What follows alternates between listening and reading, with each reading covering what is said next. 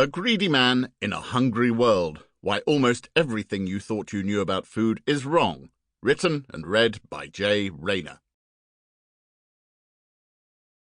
Author's note. I am a greedy bastard. For the sake of appearances, I could lie about this. I could tell you that my appetites are entirely unremarkable, that my relationship with food does not dominate my every waking moment. But we both know this would be a lie as big and fat as each of my really quite awe-inspiring thighs. I've earned those thighs. Every shadowed dimple of cellulite has been put there courtesy of a restaurant bill.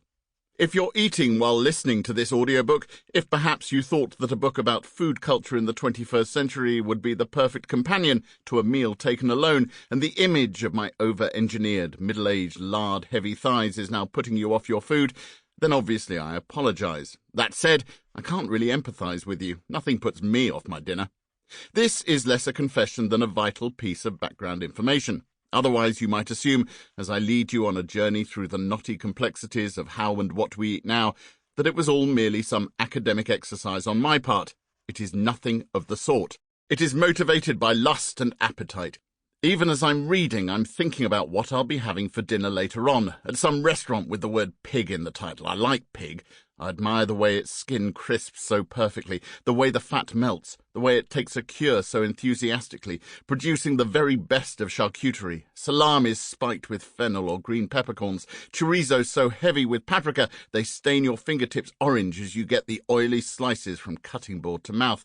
There's intense earthy black pudding and its Spanish cousin mochia, bacon singed rust and bronze in the pan, and pork scratchings that threaten to take out a filling, and... Sorry, I think I got a little distracted there. Where was I? Oh yes, greed, namely mine, and its impact upon my work. The point is that a lot of books written about food policy responding to the undeniably serious issues involved can take on a pinched and troubled aspect, as if the subject under discussion were the correct interpretation of something profound but strangely unintelligible uttered by the Dalai Lama, rather than an examination of what may well end up as lunch. Whenever I'm thinking, asking questions, or writing about food, the one question I'm always asking myself is, how will this eventually impact upon my lunch? Some may regard this as a moral failing, will think that too much appetite can get in the way of a cool and collected appraisal of the facts. I see it differently. Just as there's no point listening to an audiobook about sex written by a nun, or one about morals written by a banker, there's also no point listening to an audiobook about food written by a picky eater. Sometimes gluttony isn't a vice, it's a virtue, and this is one of those occasions. Though I accept I may just be attempting to excuse my own failings. If I am, I'm doing a bloody good job of it, don't you think? Either way, the fact remains. My name is J. Rayner, and I am a greedy bastard. Live with it. Chapter 1. The 31-pound Chicken. It would suit the narrative if I could claim that from the moment I laid eyes upon the chicken, I knew I had to have it, that I was overcome by a greed and hunger verging on the carnal. Granted, it was one damn beautiful chicken, good sturdy legs for the brown meat fetishists, a robust skin with the ivory promise of plentiful fat deposits underneath, breasts big enough to make Pamela Anderson wince with jealousy. But the truth is, it wasn't the chicken I saw first, but the entire meat carnival of the butcher's shop. I'd heard tell of Lydgate's in Holland Park before, of course. It's one of those high-end butchers that food obsessives dribble into their computer keyboards over when describing their shopping adventures. It's the kind of place you visit with more money than sense.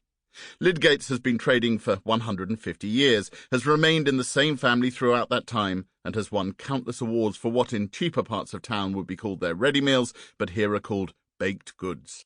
The window is full of their ready-to-cook shepherd's pies, the surface of the mash as carefully raked as the gravel outside a stately home. There are boeuf bourguignon pies and pesto-smeared saddles of lamb, and their own enormous sausage rolls wrapped in the flakiest of butter-rich pastry. The shop is tiled inside and out in Edwardian shades of jade green. The butchers wear straw boaters as if it's an entirely reasonable thing to do. It isn't. I stepped inside and waited in the narrow space in front of the counters with the Holland Park yummy mummies smelling of Joe Malone products, jasmine and mint, wild fig, while others were served. I was not entirely sure what I was going to do.